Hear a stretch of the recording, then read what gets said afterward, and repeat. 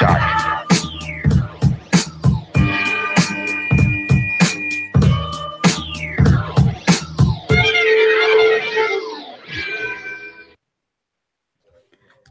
And welcome to another exciting episode of the KLIQ Nation's Comic Book Chronicles.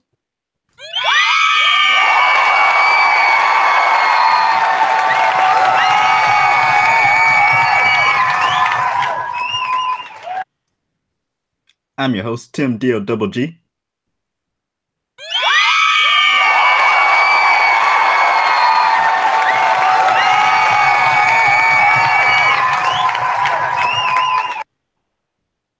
And tonight we have a full house for our 2017 Year-End Award show. Yeah! Back in the seats. Joining us after a lengthy hiatus is at PCN_Dirt. Ladies, please. Come on, ladies. That is the fakest applause I've ever gotten in my life. It's real. Welcome back. Welcome back. Thank you. We also had the man behind the sound effects at Agent_70 on Twitter. What's up, everybody?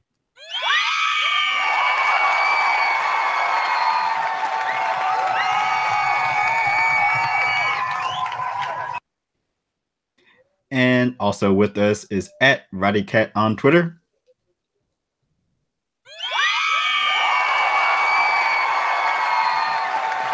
Let's get into this. All right. So, of course, make sure to go to our website, thekliqnation.com, where you can find previous episodes of the Comic Book Chronicles and comic book reviews and news. Follow us on our social media accounts on Twitter, Facebook, YouTube, Google+. And while you're doing that, make sure to subscribe to the podcast on iTunes, Stitch Radio, Google Play, TuneIn Radio. And remember, we're a part of the CSPN Media. Go to cspn.us, do it today. And make sure to buy some Comic Book Chronicles merchandise by going to shop.cspn.us. We record live every Friday night, 9 p.m. Eastern Time. And you can watch by going to thekliqnation.com/live. And if you're talking comic books on social media, make sure to use the hashtags Comic Book Chronicles and CBChron to join in the conversation. All right, so 2017 was another year in the books for comic books and assorted media as far as TV, movies, animation.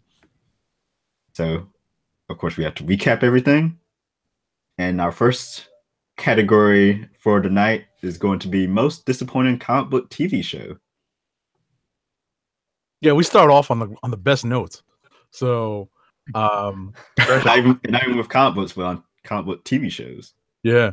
So, my nominee for this is Inhumans on ABC, because that just came and went like, it was just forget a comet that just burned out, within like 2 seconds of it being on air. It was kind of, I don't want to say set up to fail, but it feels like it just came out the gate. It was just all sorts of wrong with it. Yeah. And it kind of became a self-fulfilling prophecy. It came and went and was horrible from all accounts. Yeah, I think Roddy hit the nail on the head. I don't think they gave it their all and gave it to the wrong people to work on, and they made it a TV movie when it was supposed to have been, a feature film, and it just was downhill from there. It was so bad that it even beat out Iron Fist. Oh no! Damn.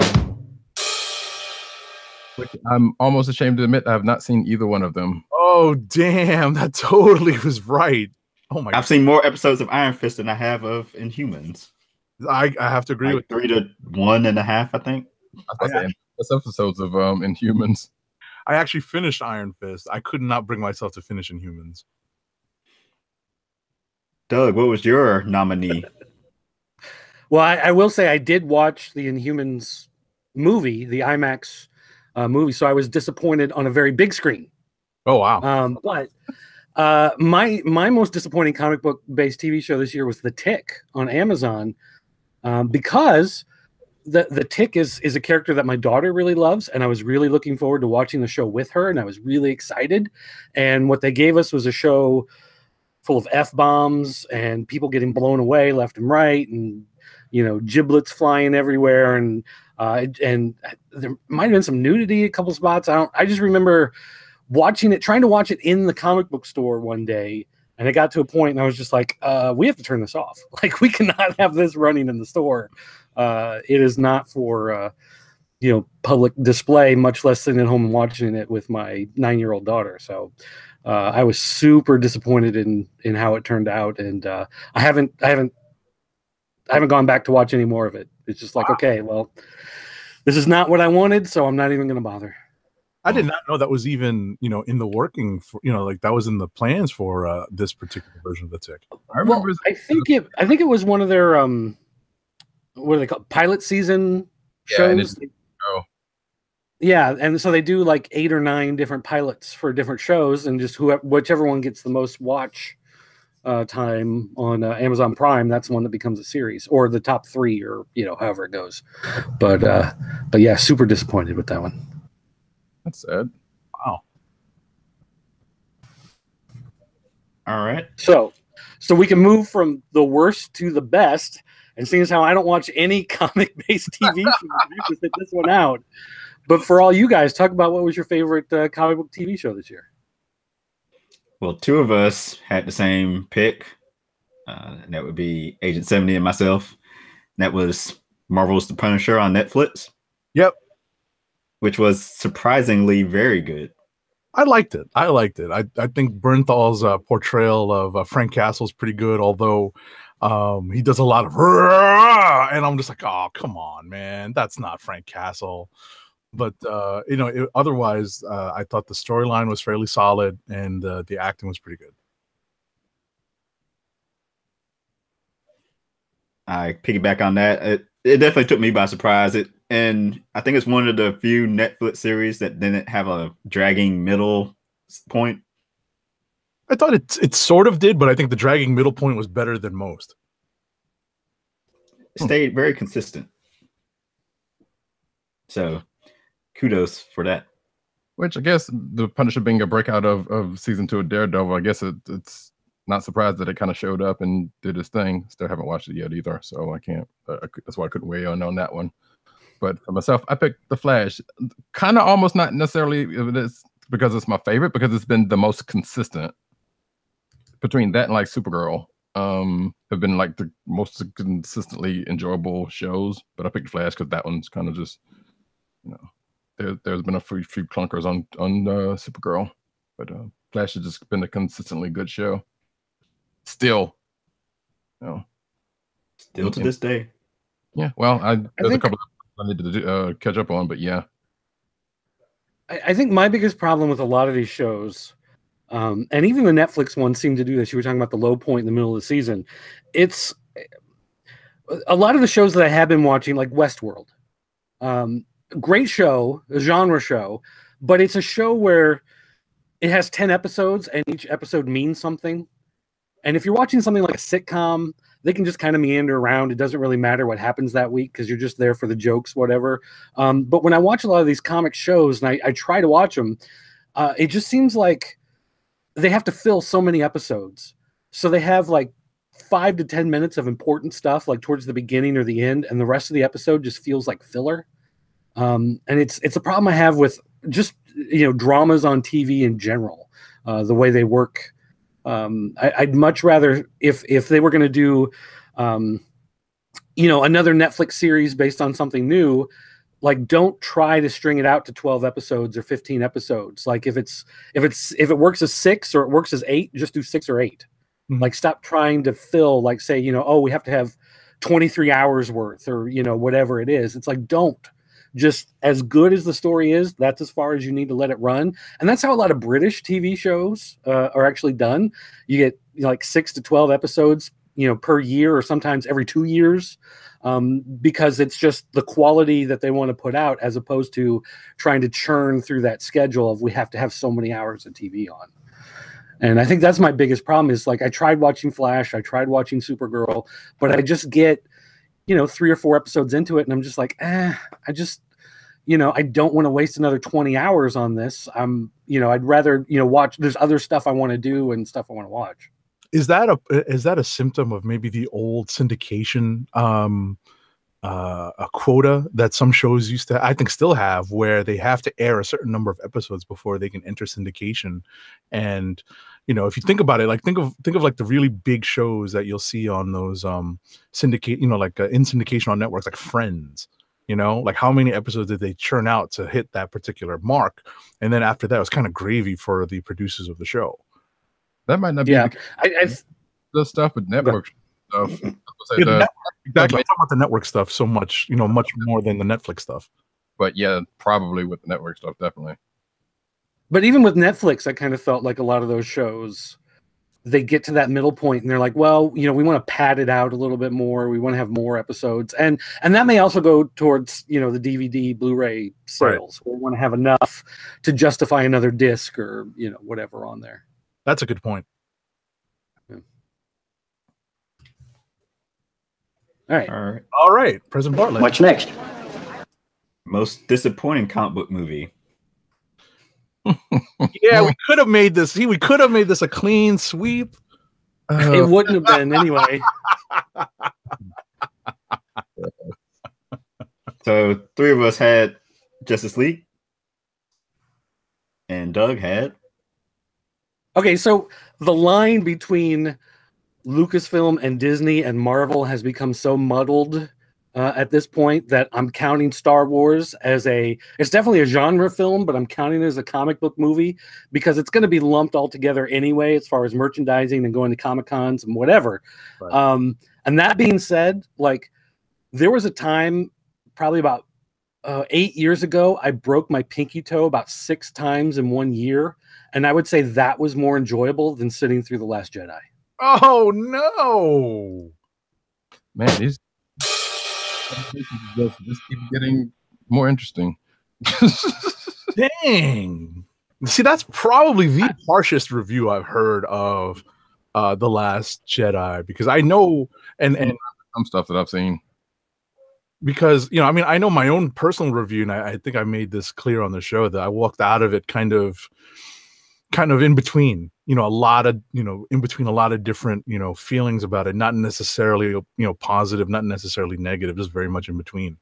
So it's always surprising to hear like the really, really negative reviews on it. Well, I we don't have to have a 2-hour discussion on that again. We could. Like I know you guys already covered it on the show, but I seriously walked out of that movie thinking, I don't know if I'm going to go to the theater for another Star Wars movie if they look like they're going to follow what this is. Like, I'll wait until they come out on home video. I dislike this movie so much. There were so many plot holes, so many threads dropped from the last movie to this movie, so many things that just, your plan doesn't make sense. I got to come up with my own plan. And then they're like, no, the plan will work. The plan might work because you use Jedi mind tricks to make me believe it. And then the plan doesn't work.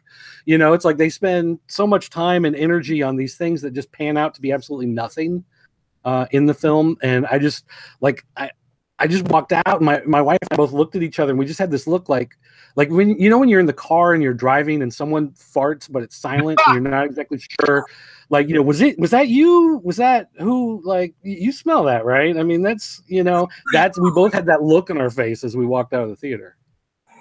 It was awful. Doug with the hot takes. Seriously. Seriously. Send all hate mail to dirt@popculturenetwork.com. We know that Last Jedi is not actually a comic book movie, but we let it slide for some reason, and there you go. Send all hate mail to Doug. Hey, we got fudge the numbers sometimes. Category, so we were arguing over what constitutes a penciler versus an artist, so we fudged stuff, so it's gonna happen. I stayed out of that when I was listening to that. I was like, I'm not jumping in this one. Oh, mercy. So just for favorite comic book movie. Oh, okay. We were all over the, well, not quite all over the place. I just varying opinions. Yeah. I mean, none of the bad picks. No. Well, okay. To be fair, Roddy and Tim, I have not seen that movie, so I can't comment. Sure. Yeah. So Actually, go ahead and let them know what was your movie. It was Thor Ragnarok for Roddy and I. Mm-hmm. Because it just so happened to be the most, well, it's pretty much definitely the most fun of this year, and out of the Marvel movies, probably the most fun. A bit light in spots, but it was still fun, and there was a lot of comedic chops for one Chris Hemsworth. And overall, it's pretty much a well done movie, like the well shot movie and all that kind of good mess. So. And Agent 70's pick was Spider-Man: Homecoming. I just had a ton of fun watching this. I think the casting of Tom Holland is so spot on. There's the character of Ned Lee kind of hits a little too close to home, although everyone keeps telling me you were never that big. And so other than that, I mean, it was just to me so much fun to watch. I came close to picking Thor Ragnarok. I had my own qualms about it, but it's because I'm such a fan of the Simonson storylines that they took from that. Seeing it on stage, the way they portrayed it just didn't sit right with me. But I liked Thor Ragnarok very, very much. And I almost picked Guardians of the Galaxy Volume 2, but the whole his dad, his ego, that was. I can kind of understand why they would make the decision to do that, to have someone who's a lot bigger than just, his dad being the king of but I still kind of it just rubbed me the wrong way a little bit. But I did pick Wonder Woman. And that movie, that was just fantastic from start to finish. It's one of those movies that's filled with people where every time they turn around and talk to somebody, you're like, oh, that's that guy from that thing with the, that's that lady who was in the thing with the guy with the thing, and it was just so much fun. And even though it was long, I didn't see it in theaters because I knew it was long. And I just, it's so hard to say, okay, well, I got to set aside 3 hours in the theater plus the, half hour getting in and the half hour getting home and whatever, that I never saw it in the theater. But so I watched it here at home, but it never felt to me like it really dragged. Maybe if I watched the second time, it probably would, because I know it's coming, but watching it, it was just, I couldn't believe how action packed and how awesome it was. I was about to say 3/4. That was my pick. It was a 3/4 movie for me, because once you get to the end, I'm just like, oh, this is awful. Yeah, well, yeah. There too. Like, Wonder Woman is definitely a great movie, but it was like some of that CG and stuff near the end just kind of took me out of some things, and it was kind of actually some of the same reason why I was not crazy about was disappointed in Justice League. But see, I still enjoyed that ending more than the ending to Civil War. Fair. I thought Civil War had too many endings. That was the problem with that, No, that was the problem with The Last Jedi. But anyway. Oh, we're going all the way back to Lord of the Rings? What? No, I'm kidding. Well, that's another one. Anyway. All right. Comic book movie we are looking forward to in 2018. Oh, I like this. It's a little varied too. Actually, I almost forgot about Dirk's pick. I didn't. Well, I'll go with mine. Mine's all the way at the end of the year. So this is going to be like the last movie that comes out in 2018. But it's one that my son and I are both really looking forward to. When we first saw the ad, we both grabbed each other by the arm, like, oh, look. And that's Spider-Man Into the Spider-Verse, which is a CGI film that's all about the Miles Morales version of Spider-Man and meeting apparently other Spider-Men from across the Spider-Verse.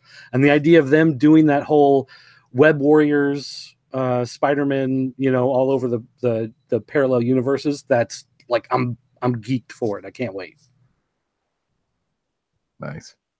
Cool. We can't we go wrong with any of our picks? I No. feel.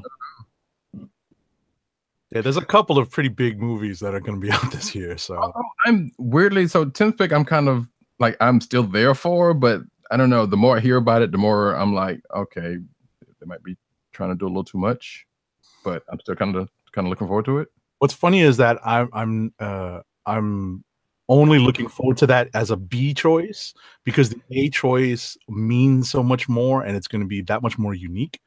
Because of the character it's focused on and because of the storyline it's going to be telling. Infinity War is literally Civil War on steroids. It's going to have all these characters being thrust into action, and it's just going to be a lot of fun. So in a sense, we've seen it, but obviously not against Thanos. But I like that Black Panther is really something, fairly fresh, and it's you're kind of a sucker for kind of an origin story too. So yeah, truly, and it's on the horizon. So right, wait. If you've been around us for any length of time, you kind of know how hyped at least a couple of us have been for it. All right. Now to some comic book categories. Yay! First Finally, jeez. Best penciler. I'll go first. My pick was Jorge Jimenez on DC's Super Sons. Okay. Which is a solid pick, actually. I could have gone that way also, but I'm stuck in one particular sliver of comic book universe for a lot of my stuff. Yeah, and you'll see that very shortly as we go through the categories. So my pick was Jim Chung. His real output was only one book this year, and that was Marvel 2-in-1, but I was so geeked for that, and when it came out it was just so beautiful. Just glad to see him churning out regular sequential work again. Actually, I think he did do other work this year. I just thought of it. He did was it the Avengers versus Inhumans? No, Inhumans, I mean, or Spider-Man Clone Conspiracy. Oh, that's right. Bam. There you go. I had forgotten about that storyline. Yeah, I totally forgot about that storyline. I just saw it before the show as I was trying to find some other people that fill categories. Like, oh yeah, that did happen. So mine was a toss-up, but I went with Francis Manapul for his work on not Infinite Lord, Trinity, because the art in that book was just gorgeous through and through when he was on it. So, and I kind of hated that he left the book, but I understand you got to do what you got to do. Yeah, I mean he moves from title to title in the DC universe. Mm-hmm. And I went with Mitch Gerads from Mr. Miracle.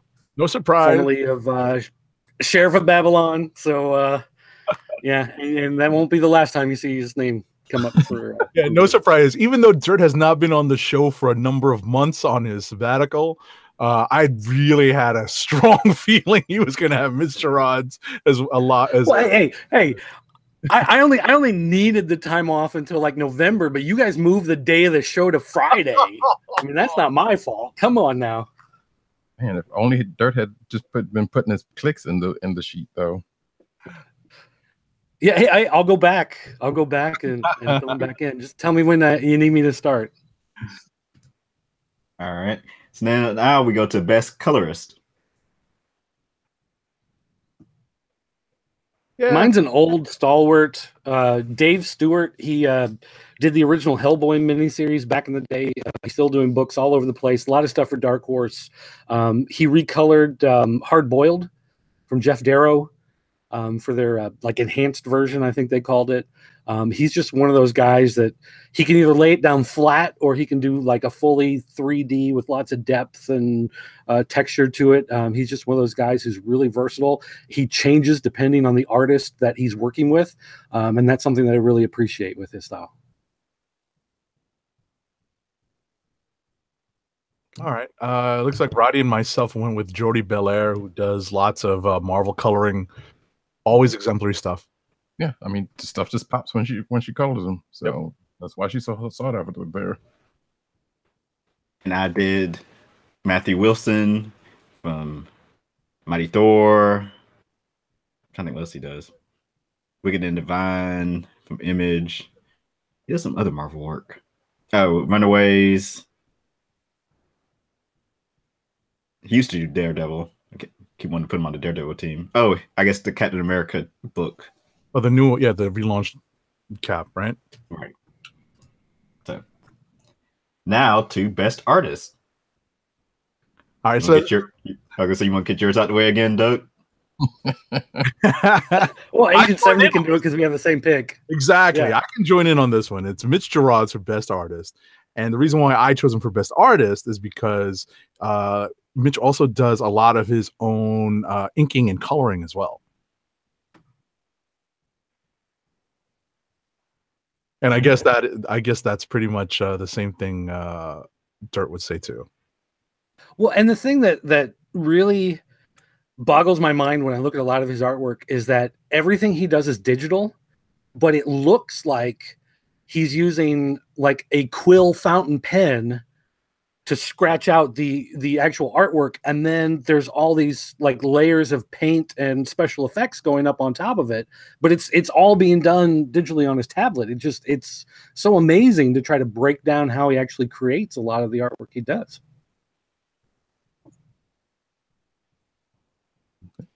Well, I have Takeshi Miyazawa, and that's because of his work on Miss Marvel.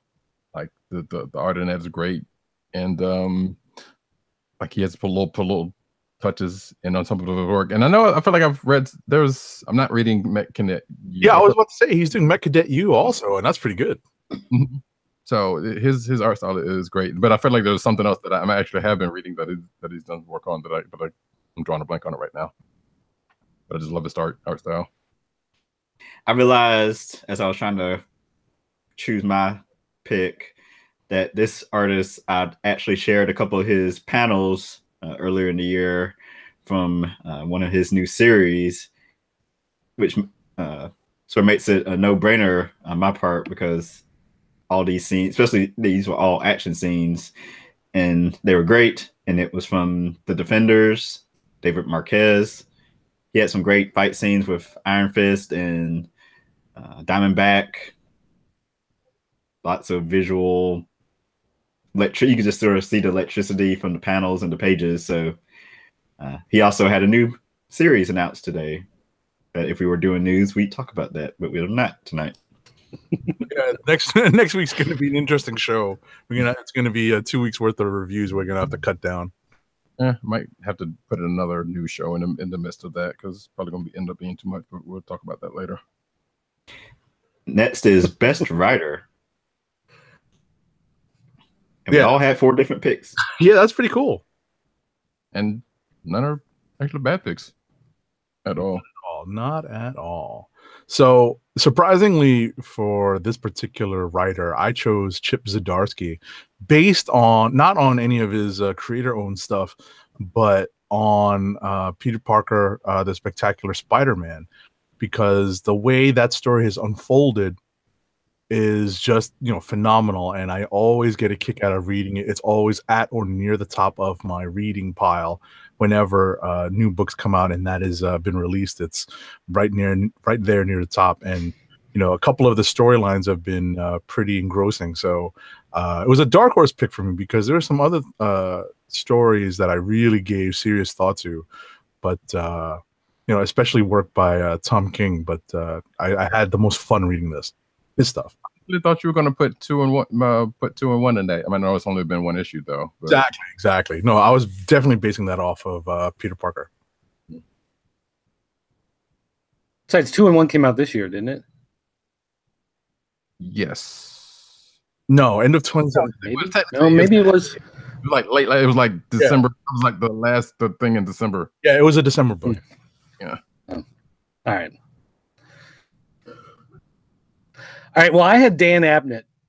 He's a guy I've mentioned a lot of his work before, especially with Lanning when they were doing all the Nova stuff. I loved all that. I've loved all his space stuff. But I chose him specifically because of his work on Aquaman. He's turned, basically a story about a guy who talks to fish into something that's really interesting. It's really, like, I hate to say Game of Thrones-ish because that's, kind of the buzz thing that everybody goes to, but it's really about a dethroned king being separated from his queen, trying to, fight his way back. He's taken on this assumed identity, and he's fighting to regain his throne. And it's really a well done story. And I've just, it's become one of those books. Like Aquaman is actually one of those that I try to read as soon as we get the review copy. I don't wait for the print copy because I'm so excited for the story, which I didn't expect to be. And I think that's why I went with him over a lot of the other writers, because a lot of other writers, I expect that, when that book comes out, I want to read it as soon as possible. But Aquaman was never really a title that I thought, that's going to be, one of the marquee books that I try to read every month. And it really has turned into one of those. Nice. So that's why I chose Dan Abnett. Yeah. And my pick is Tom King, who took over writing duties on Batman, and also teaming up with Mitch Gerads for Mr. Miracle. Kind of a may seem like a safe pick, but he's really, especially Batman, because I feel like Batman, it took him a couple of arcs to sort of get his footing, but once the sort of engagement with Catwoman was announced, the book's been very, very entertaining. And Mr. Miracle. And see, I'm the opposite. That's the reason. Yeah, I like Mr. Miracle and I like Tom King a lot, but I didn't choose him because I don't like his current work on Batman. I would have. It's driving me crazy on that. No kidding. Like I sort of felt the same way earlier in the year. Like it was fine, but I feel like it's kind of kicked up another level. Right. I'm in agreement with Tim on this. I definitely kind of fell off reading Batman like during the whole, the whole his own Suicide Squad storyline and that and all that stuff. I wasn't paying nearly as much attention to. That was Tom King also. Exactly. Like that's when I fell off it. But when I sort of came back on, right around the time when they had gotten past that and kind of developed the whole Catwoman storyline. Well, I'll just again, we don't need to get off on another 20-minute tangent or whatever, but I've come to realize I really don't like what his work on Batman has been, because it has turned into this idea that somehow Batman is broken, and in order to fix him, he needs to build like this normal life. So he needs to have a family. He needs to have quote unquote kids with the Robins. He has to have Catwoman there to, be his wife. Whether or not they actually get married, it's comics, so something will come up. Exactly. But to me, it kind of like betrays the basic idea of Batman, where he's like a warrior monk who gets rid of everything else in the regular world to focus on that one thing that drives him. And the fact that they're now trying to dismantle that and build this Bat family within the modern mythology, to me, it just doesn't work. And every time I read one of these things where it's Superman and Batman and Lois and Catwoman, and they're going to the county fair and they're talking about eating corn dogs, and I'm just like, I don't like this. I want to see him punch people in the face, Wow. So that's been one of my big problems. Okay. Side note: have you read White Knight, Batman White Knight? I kind of skimmed through the first one, but I was just like, nah. Okay, gotcha. For me, Al Ewing is my pick, and I feel like I said something about him last year about my pick, because he's been just consistently doing fun work. Like most of his books have been dropped, sadly. I think I'm not sure if he's currently U.S. Avengers, but that's about to leave anyway. So, but his books have been quite fun to read. I almost gave it to Matthew Rosenberg for similar the same reasons, but then I thought about it, I was like, no, Al Ewing kind of has more stuff on this belt that I genuinely just kind of like some people said, it's one of the first books that I end up reading because of his writing, like Ultimates and U.S. Avengers and whatnot. So. All right. Most disappointing comic. Wow. I've kind of figured that would have been Dirt's. So, yeah, I like Dirt's pick too. Okay, so yeah, I'm just choosing the entire run of Brian Hitch's Justice League. Thankfully, it's now over. But it before I went on my sabbatical. If you guys remember, I got real angry at this book for a while. I was disgusted with how terrible it had gotten, and I was getting ready to not buy Justice League for the first time in 20 some years. Sure. But I heard that he was leaving the book, and it's like I don't care who's coming on. It could be Chuck Austin. I don't care. I'll give it a chance more than Chuck Brian Hitch is doing. So not Chuck Austin. Oh. But yeah, Brian Hitch is gone from Justice League, and I couldn't be happier. Okay. That's funny. All right, so it looks like Roddy and myself had the same pick. I definitely piggybacked on his once I saw that nomination, because then I remembered how bad I thought that was. It will come up again later on. Yeah, it does. It does. And when we're speaking of the one shot Master of Kung Fu number 126. And Was it that? That was the CM Punk written one, right? yeah, it was awful. Best in the world. Shang-Chi deserved much better than that. Much better. Later on, but it's just wow. Yeah. I like Tim's pick too. This is an excellent pick. And I didn't even think about that pick, but so mine is Mosaic, the Marvel title for the new Inhuman guy that launched. That was, I think, canceled pretty abruptly. Did it even end in a satisfying manner? Not entirely sure. Oh. Mm-hmm. So basically that. I don't think there's much else to be said for it. Let's see, comics that died too quickly. Yeah, they didn't get their fair share, their fair shake. Looks like PCN_Dirt myself had the same pick. And that is with Nova. I've loved the Nova books over the last few years, even though different writers, different artists, but it's all been very enjoyable for a long time. And then this year it just stopped. Yeah. It broke my heart. It just broke my heart. Well, I think Marvel is maybe trying to consolidate a lot of their cosmic stuff again. So, you've seen at least Richard Rider's Nova within the pages of the most recent volume of Guardians of the Galaxy. And now that Infinity Crusade is here, we may see some cosmic stuff coming out of that. So we'll see. Hopefully Nova, either Sam Alexander, Rich Rider, or both, which is what we were getting and which I really liked as well. Hopefully they'll be able to come back and get their own series. Well, for me, I got a twofer on here.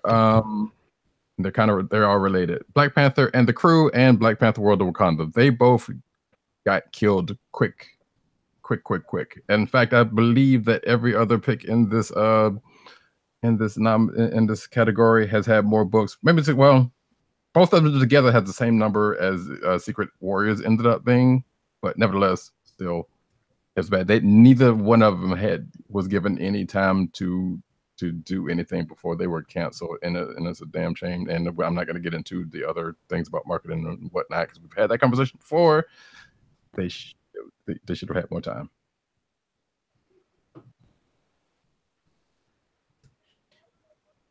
And I put Secret Warriors from Matthew Rosenberg and Javier Garron. I just actually finished the last 2 issues last night. And sad to see it end so soon. It sprung from a pretty disappointing comic book event, Secret Empire, and they made the best of it and somehow recruited the X-Men's Magic as a semi-member of the team, and it was just loads of fun. Yeah, it was a mismatched crew that you wouldn't think would have worked, but the way it was written and whatnot would kind of made it a real fun book in itself. I was like, okay, yeah, this crew's a not bad crew to be with. It was kind of funny. Yep. Let's see, books that need more readers. I said Super Sons to piggyback off my Jorge Jimenez adoration earlier. Sure, you've been a consistent, you've been consistently behind this book. Is that book not doing well? I'm not familiar with it being a book that. I don't know. I just feel like it should get more praise. Well, maybe it just needs more attention, more accolades. But I remember this. I don't think the sales are that bad. But I'm pulling up the Comic-Con right now. While he's doing that, so I'll go because I know Agent 70's got something to say about here. So I'll just get mine out of the way real quick. So Falcon's a newer book, and it is not him being Captain America, which I to the delight of a lot of people, I'm sure. But it seems like, and I'm hoping that this is going to get some time to do some things. Like the writing on it's been pretty good. The art's been great on it, and it's basically showing Falcon like away from the other stuff, but showing that he's a capable hero in his own right. You know, and hopefully this book will gain some legs because, like I said, it actually is a pretty decent book. I kind of had trouble with this category because there was a couple of them I could have named outside of this one, but sure. Right. I guess, Jared, did you find the numbers on that? Yeah. Super Sons seems to sell around 30,000 copies, which puts it in the second half of the top 100, the 50 to 100 range. It's selling in line with books like Aquaman and Green Lanterns and Trinity and stuff like that, but it looks like it's definitely lower than Superman and Action Comics and those books. Sure. Okay, so actually doing pretty decent. Yeah. Right. So, any fan of the show is going to understand what my pick is going to be for this category, and that's Black Bolt. This book by Saladin Ahmed and Christian Ward is, always just, a killer story and just great artwork by Christian Ward. And, I'm a big fan of how this story has been told so far. And I don't think it's very high in the sales categories. It's Inhuman, so it's never going to be that high. I think that this is definitely one of those diamonds in the rough, that's out there on the stands. I thought about this. It's I still hadn't I haven't caught up with it yet.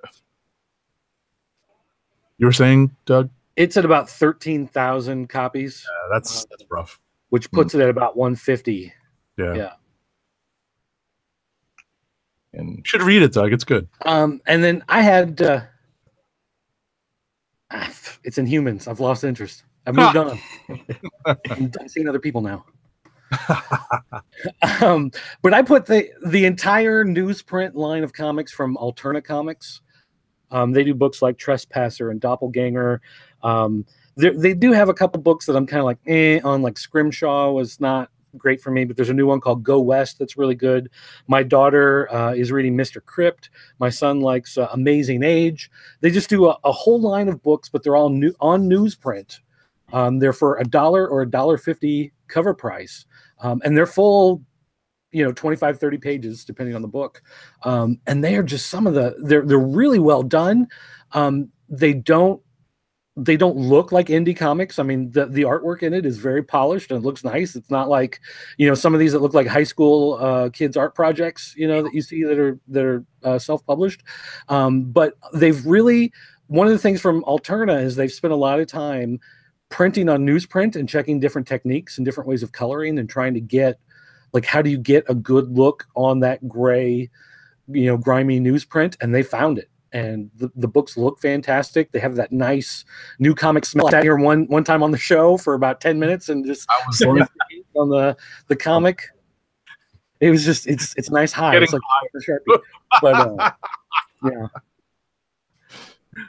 But I mean, for a line of books that are going to cost you $1 or $1.50 a pop, I mean, you really can't go wrong. Just try them. They have some sci-fi books. They've got horror books. They've got kids books. They've got fantasy. They've got all kinds of stuff on there. There's something for everybody. Cool. You wanted to go, Tim? Or? Oh, I didn't go. Yeah, I did. No, he did. Next category, President Bartlett. What's next? Best comic book potential from currently running books. I went with Champions from Marvel. Okay. Kind of picked up recently, and hopefully the good times keep rolling. Okay. Yeah, that one mini event that was kind of meh. Right. Yeah. Right. I went with Spider-Gwen. I think that the storyline is picked up a bit. I understand the art is not everyone's cup of tea, but I think the story has definitely picked up. Of course, I'm going back to my mainstay with Mr. Miracle. And I think one of the greatest things that it has going for it as far as potential is that it may actually bring interest back to Jack Kirby's Fourth World. And we may actually see like a revival and a resurgence of a lot of those characters and some of those books. And if there's a Fourth World series, even with another writer, another artist that grows out of this, I'll be happy. All right. Okay. And for me, I have Catalyst Prime Noble. It is basically the flagship of the Catalyst Prime universe. It is the one that's most...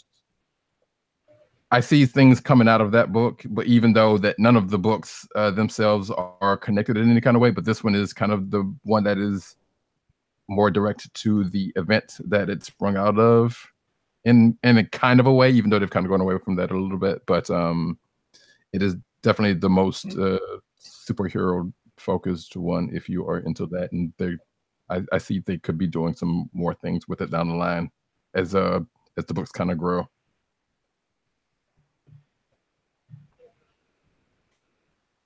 All right. Books we're looking forward to this year? Okay. What's that? That was Dirk's pick. I'm like, sure. he's looking forward to the second half. Sure. That book would be Mr. Miracle again. I went with where it goes, but I don't know, but run it. I went with Gail Simone and David Baldion's Domino. That's a good pick. Yeah. I went with Exiles from Salad and Ahmed, because if what I'm seeing off of Black Bolt, that's not good. What I'm seeing off of Black Bolt is giving me some good feelings about what he could do with Exiles. Nice.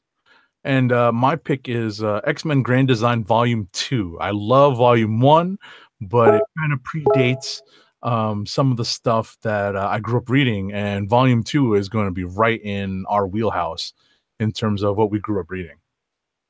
True.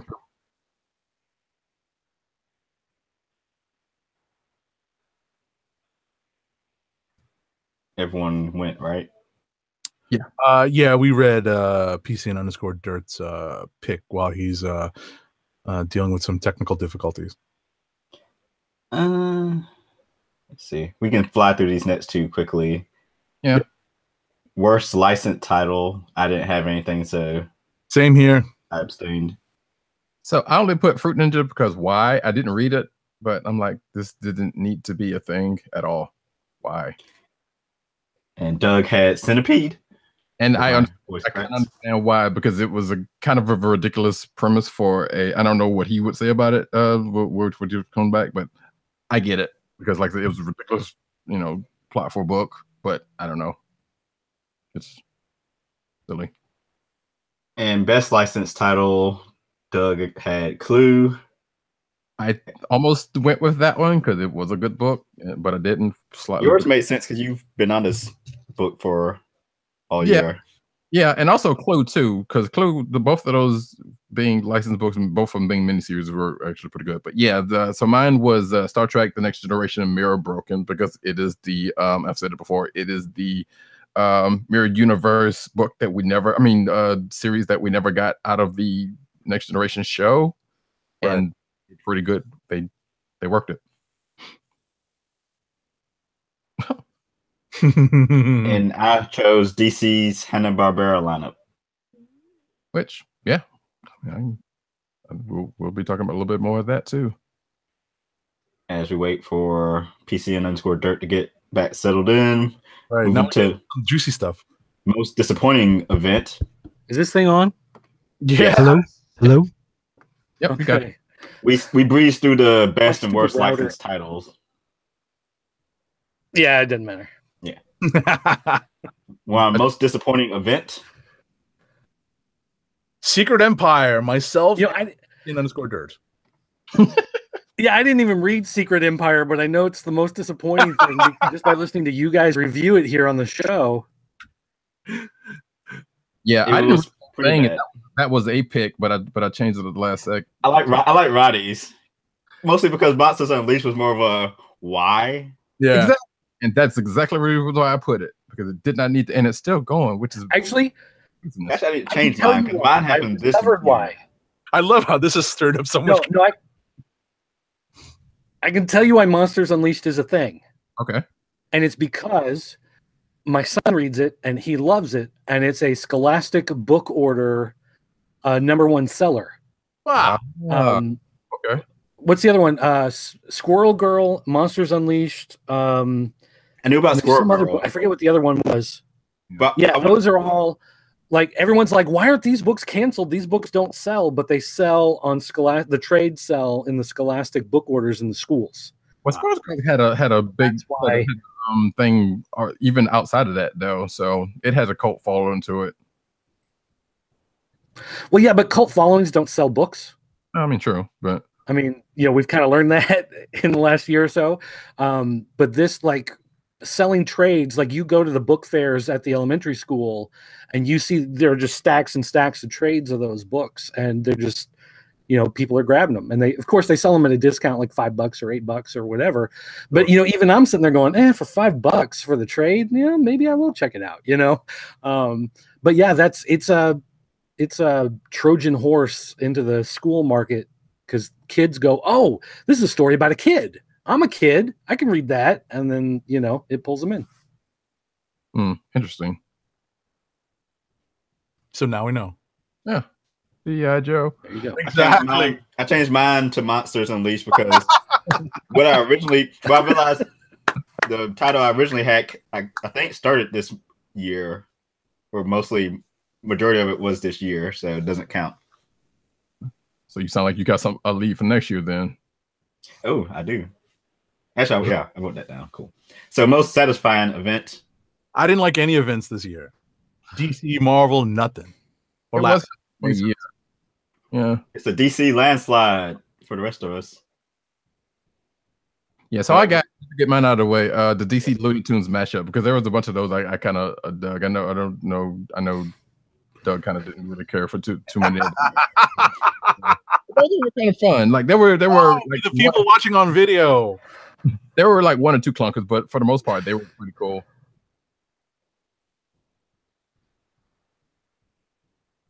For me, it was the button. I was just jumping on Tim, but I went with Flash and Batman with the button, going back to the whole rebirth, the whole Watchmen, parallel universes, Flashpoint. They went back and found that whole universe wasn't wiped out. It still exists. It's just in a parallel dimension. And Batman got to meet his dad. He got to, Bruce got to meet Thomas. It was a pretty big thing. And Jay Garrick appeared and then disappeared. And there was another mystery going in with Dr. Manhattan. It was just all of those little bits of stuff mixed together. I thought it was great. And it was a lot of fun to read. All right. And I chose Dark Knight's Metal, because it's awesome and fun. I enjoy fun in my events and good art. Event we're looking forward to this year. Oh, we got some new stuff from Agent 70. Yeah. So what I put in was the return of Wolverine. I don't know what the event is actually titled now, but we know he's coming back. If that's the one you're talking about, it's the Hunt for Wolverine. Well, I'm just calling it because we know he's coming back. I don't know if he comes back at the end of the hunt or if they're going to make a brand new event after that. But I know that's what I'm looking forward to that, because I'm tired of dealing with Old Man Logan with his baggage that I don't care for. Yeah, and actually, I just dropped Old Man Logan. I loved it. When Jeff Lemire was writing it, Ed Brisson took over, and at first it was kind of interesting, but then after a few issues, I was just like, I'm just not feeling it anymore. I just, like, it's time to let this one go. Sounds good. But what I'm looking forward to, though, is the completion of Dark Knight's Metal, because I can't choose that as my favorite because it's not over yet. And what if it ends on a lemon ending? But I'm hoping it's going to end awesome because it looks like it's going to be phenomenal. And that was mine as well. Nice. And I have Doctor Strange Damnation, which reading about today, because I had nothing for this prior to this, but it sounds like Annihilation from Magic from reading about it earlier today. That makes me curious. Or, as some copies will say, it is Doctor Strange Tarnation. They're actually doing a variant run where it's going to be called Tarnation instead of Damnation. Oh, right, because of I think I tweeted about that. Because of what? So I ordered one of those for myself. I'm like, I want that variant. I want the variant. I think they said something about making it more family friendly, so Tarnation's in place of Damnation. What? Yeah, it was funny. Yeah. What in Tarnation? Oh, you might pick up a topic for that too. God. Anyway, are you saying Marvel is making another bad business decision here? They're doing something wrong? What? I wouldn't ever put that past Marvel. Good night, everybody. Alrighty. Worst event tie-in book. Agent 70 all in check. Master of Kung Fu 126 again, because that's some awful sauce. He deserved better. I said anything Secret Empire. Did you not? I'm just curious. Master of Kung Fu. This is the second time it's come up. Is it just because it was a one issue thing you didn't like it, or what was in that one issue you didn't like? Both. Yeah. Okay. All right. There's some awful stuff in that book, man. It was bad. And I have not liked the whole DC Hanna-Barbera thing. So the Looney Tunes, the Flintstones, the Jetsons, just none of it. I haven't liked any of it. There's some of it that was like, meh, it's whatever. Space Ghost, Green Lantern, it happened. But I've not been a fan of any of that stuff. Okay. Yeah. And it is 9:00, guys. My timer is going off here. Is there anyone that you want to get to before you go? Well,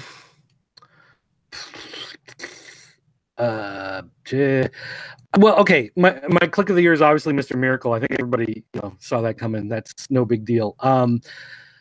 But my most surprising event tie-in thing, I just put how Legacy failed. Legacy did not reset anything to the delight of any readers. It did not introduce anything to the delight of any readers. The lenticular cover tie-ins, we still have stacks of them sitting on the shelf. Nobody got anything out of it. All it did was make people go, oh, I can stop reading all these books now. It gave everybody more of a jumping off point than a jumping on point. And until like Wolverine reappears, maybe, or we get that new Infinity crossover thing at the same time the movie's in the theater, Marvel is just pretty much just kind of lying there dead, just waiting for something to happen. I would imagine the numbering is not helping either. The renumbering. It didn't really make a difference. People, a lot of people coming in. Yeah. It seems like the stuff they brought back the wrong stuff, and the stuff that they ignored and kept on trucking with, they kept on trucking with the wrong stuff. So I think maybe the only good thing that has come out of all of that is Daredevil got his red suit back last year, and you can kind of see that was kind of working their way into Legacy, and that's about the only real positive that's come out of the whole thing. So, all right, I got to take off. But guys, thanks for having me back. It's been a pleasure. We'll see you and then maybe I can exchange some more brownie points for doing some nice things around the house. I can be back on again sometime. Got it. Alrighty. We'll see you soon. All right. See ya. Alrighty. So we left off with best event tie-in book. Right. And PCN_Dirt's pick is the same as everybody else's. I only piggybacked on all of y'all picked, on everybody else's pick because that's not for me. But yeah. Well, yeah, because I wasn't that keen on your pick, Roddy, but since I didn't really like any of the events, I just chose this one because I remember liking this book, and the book I'm referring to is Batman number 22. So what happened in this? Tim, this is where whatchamacallit, Flashpoint Batman came in, right? Yes. Yeah. That I remember liking that, but I didn't, I wasn't like overwhelmed by it, so. Whereas for me, I picked the Batman Elmer Fudd special #1 because that book was awesome. Actually, also written by Tom King, if I'm mistaken. It has a DCized version of Elmer Fudd and Batman kind of going at it for a few panels until they decided to team up. But I thought it was great, and I still think it's great.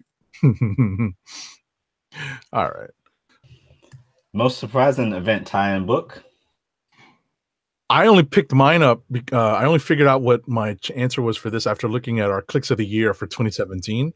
I actually chose a bunch of the Generations books. So that's how it came to mind too. Yeah, like I actually realized that, hey, there's a couple of these Generations books that I actually liked. So very surprised by that. Yeah. And for specific ones, I picked Generations the Americas and Generations the Spiders because especially the Spider-Man one, because I was like, wow, this is. Well, one, I didn't think that I was going to read that one too, but it was like it ended up being a read that was like more compelling than I thought it would have been. Right, like Peter Parker at his lowest, and then Miles just happens to be there because of time travel. And the Miracle one was Sam Wilson going back through time and basically reliving a whole life's work of stuff, and coming to present day, which was weird, but that one also was a good read. And I piggybacked off of that as well. Nice. Yeah. Worst gimmick and Doug said how Legacy failed, which he already talked about. Right. Worst gimmick or variant cover. He actually mentioned this also. We both, Roddy and Tim didn't put in a nomination for this, but Dirt and I put in the Marvel homage lenticular covers because a lot of them just didn't make sense, and they just kind of added an unnecessary cost to your weekly pull. So. Like, I get that, but I really just didn't have any, like, the needle didn't move for me either way for any of that stuff, and I couldn't think of anything else. So, but I get why that one was a pick. And best gimmick or variant cover? I had none. I just picked back off of last year's the hip hop covers because there were still a couple of decent ones, but they still kind of wrote it a bit long for my tastes. Yeah, they were out early in 17, right? Yeah, I think, up until, I think like up to March or something like that, they still had some going, I want to say. And most disappointing publisher? Oh, wait, Dirt Guy has Batman's metal covers. He likes the shiny covers. Yeah. All right. And then we finally have a clean sweep category. Pretty much. For most disappointing publisher is Marvel. Yeah. And most valuable publisher?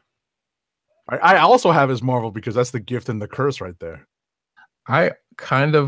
So help me out on this one. Because I kind of wanted to give it to Marvel, but I'm also kind of laying out Lion's Forge. But I think Forge is a good idea. The line that I'm basing it off of is kind of still new and kind of still growing. So it'd be most potential or best potential publisher more than most valuable at this point.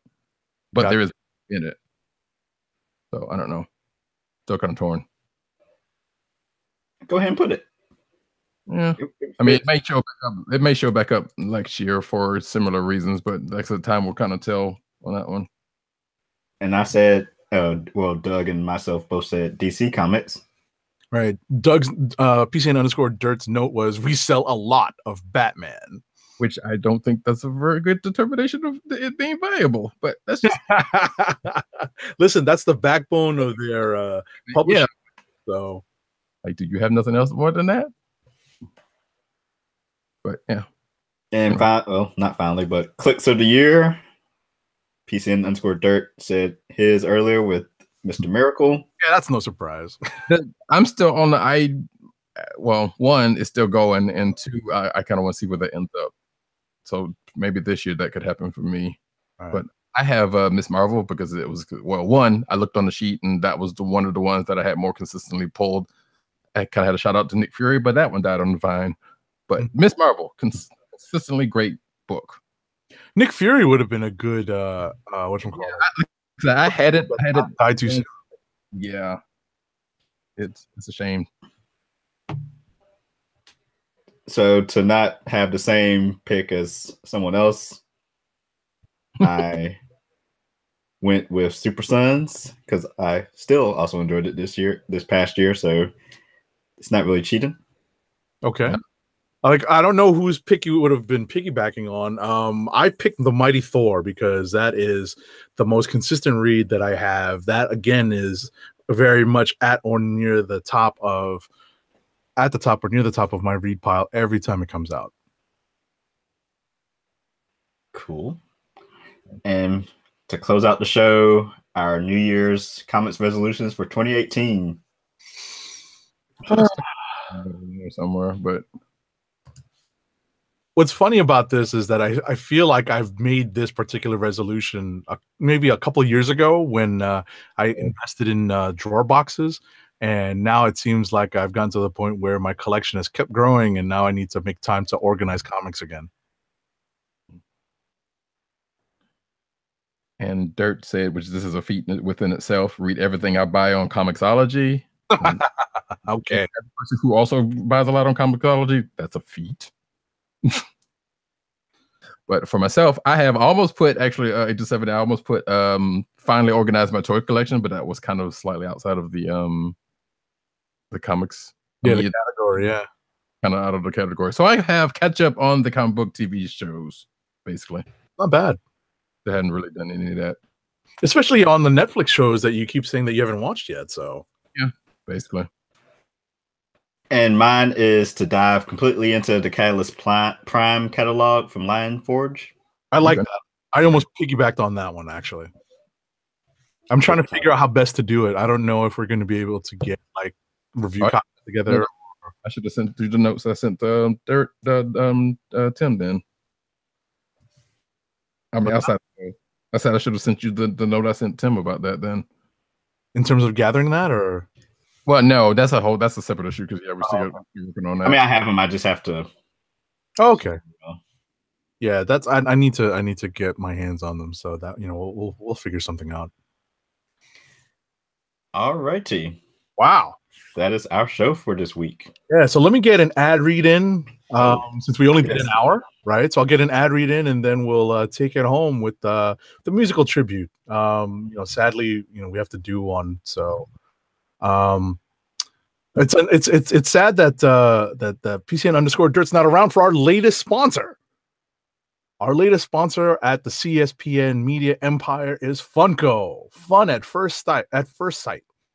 Your home for exclusive collectibles, such as their world-famous pop vinyl bobbleheads, apparel, t-shirts, hats, and socks, and brand merchandise, custom DIY pop figures, art books, and skateboards. And now, the listeners of the KLIQ Nation's Comic Book Chronicles can enjoy 10% off your entire purchase when shopping at Funko. To place your first order with 10% off, and to help keep our show free for you, go to our network website at cspn.us. That's cspn.us. Then click on the Keep Our Podcasts free link at the top of the page. From there, scroll down to the Funko link and place your order. When you get to the checkout, put in the offer code SHOP10 for your 10% off discount. Funko through cspn.us. Do it today. And follow us on our individual Twitter accounts. I'm at TimDLGG98 and at CBCron. Roddycat is at Roddycat and at News Nerds Need. Agent 70 is at Agent_70 on Twitter and Instagram. Oh, and for Roddycat, also go to his Instagram, CBCaps. And PCN_Dirt is at PCN_Dirt on Twitter, and go to his website, popculturenetwork.com. IDComics.com. We'll be back next week with more reviews or actual reviews and comic book news. 2 weeks worth. An abbreviated version because we won't do everything. Yeah. Exactly. We'll do highlights and best of. Yep. So we are the Comic Book Chronicles, and we are signing off. Right. So just as a last thing, this past week we lost a singer who whose voice definitely played a role. Whose songs and voice definitely played a role in a lot of our listeners' lives in the 90s. And I'm speaking of Dolores O'Riordan, who was the lead singer of the Cranberries. And I just wanted to play us out with one of their biggest hits. It's off an album they just released in 2017. It's an acoustic version, and you'll know the song when I click play. So rest in peace, Miss O'Riordan. We will miss your voice greatly. What do you see? It's not me, it's not my family. In your head, they're fighting with their tanks and their bombs and their bombs and their guns. In your head, they're crying. In your head,